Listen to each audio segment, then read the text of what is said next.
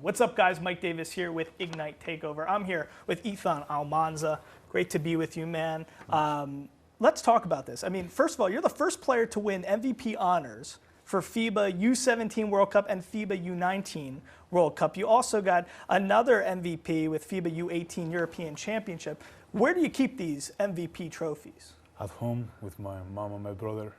And right when you walk into the house, do you see them, or you put them up? Because if I had 3 MVP trophies, I'd carry them with me, and I'd be bringing them to Chipotle everywhere. I have like 2 watches and 1 ball, 1 golden ball, and the ball is like when you enter, it's like in front of you, and then the 2 watches are like on my room.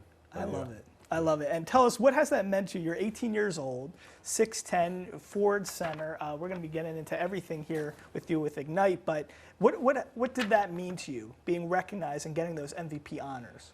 So it was a great honor for me. I was super proud, and then it was like, it gave me a lot of confidence coming here. The last year too, going at OTE. Yeah. So mostly it gave me confidence, and I was so happy, and then I was able to show my game in Europe and then show my game here. And as 18, you're born in Spain. At what age did you become professional? So I went to Real Madrid when I was 14, but that was like scholarship or something like that. And then I went to overtime at 16, so that's when. And at 14, I mean, think about this. That's a very young age to really start taking basketball seriously. What's going through your head when you're that age? I mean, it's almost like you're a couple years removed from caring about cartoons, right? But now you're playing professional basketball. I mean, what's going through your head at the age of 14 playing with Real Madrid? So I was nervous because I had to leave home because I live in Murcia, it's on the south, and Madrid is on the middle. So it's like 5 hours drive from home. And when the Real Madrid called me, and my mom told my grandmother, she was like worried because it was too far. And then I decided to go. It was hard for me the first months because I was away from home. But then my teammates helped me, and the coaching staff, and I was really good there, and it was really 2 good years. It's amazing. And as a child, you have to give up so much of regular life to pursue basketball. Explain that. Yeah, so like I was 14 and I went to Real Madrid, and there we were on a building, and we have like an individual room for us, and then we was going to school in the morning and then going to practice and then repeat every day. So we didn't really have time to do nothing. And then I saw my teammates from my hometown doing their life, going to play soccer, doing like fun stuff, and I was there just going to school and playing basketball, so it was hard. And that sacrifice that you have to go through, it pays off, because I mean, look at this. Right now, you're currently projected as the number 18th pick in next year's NBA draft in 2024. When you hear that and all the sacrifice you've made since a youngster to now, it must feel good. Yeah, it feels good. There is a long way to go yet, because there is a year, so I can fall on the draft or just get hurt. So you don't know, but like, I'm super proud of like my path, the path that I took, and I'm just really excited for this year.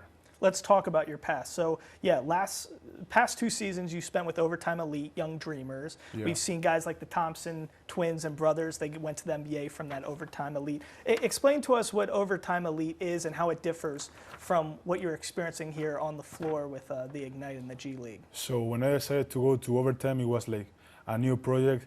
They didn't even have a gym, so it was like surprising. So they called me and they offered what they had, but it was really nothing because it was just like an experiment. So it was a hard decision for me because I was in Madrid, which is a great club. So it was hard, and then when I went there, it was great. The building is great.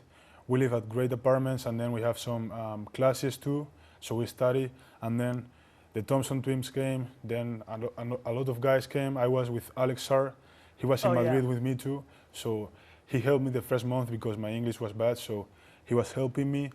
And then on the court, I really have good coaches, Team Fanning, and then we had like great coaches for the workouts and everything. So it was a really great experience, and I think thanks to Overtime, I'm where I'm at now. And what's the big difference you've recognized so far here with the talent with Ignite as opposed to that? I would say right here is like more professional. We have some bets, and like they take it more serious. Everybody takes it the same.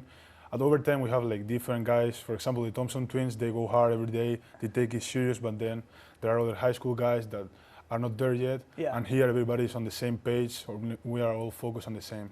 Is there an advantage being a guy from overseas in Europe? I mean, guys like Luka, we're seeing Luka Doncic dominate the NBA, and a lot of it, I think people are tying towards the fact that, yeah, he was a professional at such a young age, and it's different here in the States. What are the advantages that guys from overseas playing in Europe and all those types of leagues, what kind of advantage does that bring to you on the floor? I would say that you have to grow earlier because you are going to play against grown men. Luka was playing when he was 15, 16, so he has to change his mind and be able to just help the team however he can. If he can just have 5 assists, that's fine. If he can score 20 points, that's fine. But just find your role on the team and just try to help the team win. Yeah, it's crazy. And you didn't start playing basketball till you were 9 years old, is that true? Yeah. Or you focus on soccer? Yeah, because in Spain, soccer is super popular, so I was playing soccer, and then my best friend started playing basketball, so I decided to play basketball too. See, there you go. And how much did the field help translate to the court? I mean, there are some advantages to, Embiid, Joel Embiid was like that too. He really focused on soccer, so your footwork and stuff must be very strong from soccer. Yeah, I would say definitely the footwork and then the speed, and then it's a team sport too, so you learn how to sacrifice for your teammates and just help your team. Okay, so we saw Real Madrid, you were with them, you were overtime elite Young Dreamers for a couple years. Why did you choose to come to Ignite? So I decided to come here because I thought it was the best option for me to take my next step. I want to play in the NBA, so I think that's the closest you can get. So that's why. And then for the experience, you have NBA coaches, you have so much a lot of scouts come to the practice, to the games, so you have exposition. So that's why. A lot of people, a lot of the vets that we've interviewed that are your teammates, we've spoken to them. A lot of them think you have a lot of, not only just the intangibles, but what you do on the court to get yourself to the next level. Tell us a little bit about your game as a 6'10" forward and center, 4'5". What do you bring to the floor? So I'll say I bring energy and just winning spirit, and just I try to help the team however I can. If I have to get some rebounds, set screens for my teammates, whatever.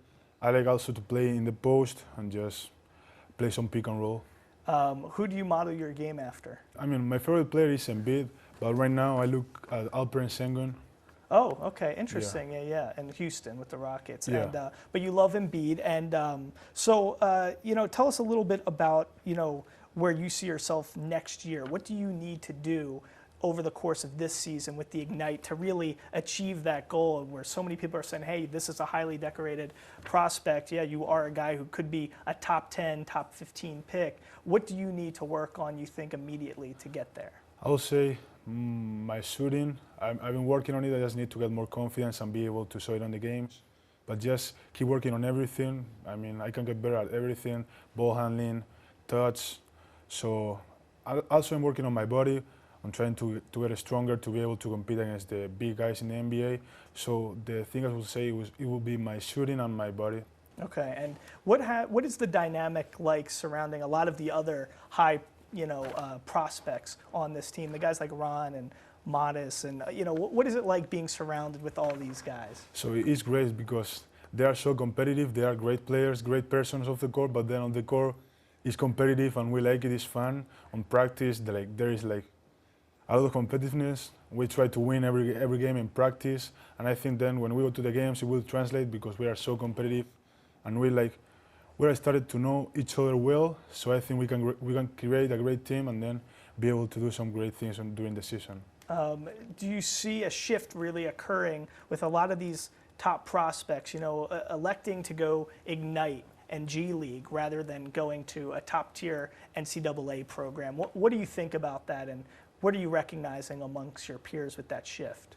I would say Ignite is the best option because it prepares you the best for the NBA. You play with NBA rules, NBA refs, you play against NBA teams. So I think it prepares you the best for the NBA. In college, there are different rules. College is fun, but I think the G League is the best step to take before the NBA. Interesting. Now, I was also reading, so your dad was an American basketball player who played overseas, right? Yeah. Tell me about that. So yeah, he played overseas. He played in Spain. I don't know much, but he played in Spain, and that's where he met my mom. And then he came to Spain with me for a couple of years, and then he went back to the US. And now I saw him when I was in Atlanta. Oh, okay. Yeah. What was that like? Yeah, it was. I mean, it was a long time without seeing him, so it was like weird, but then it feels good. Yeah. That must be tough. Yeah, but it was good. Yeah. Okay, interesting. And so tell us, I mean, where do you see yourself next year?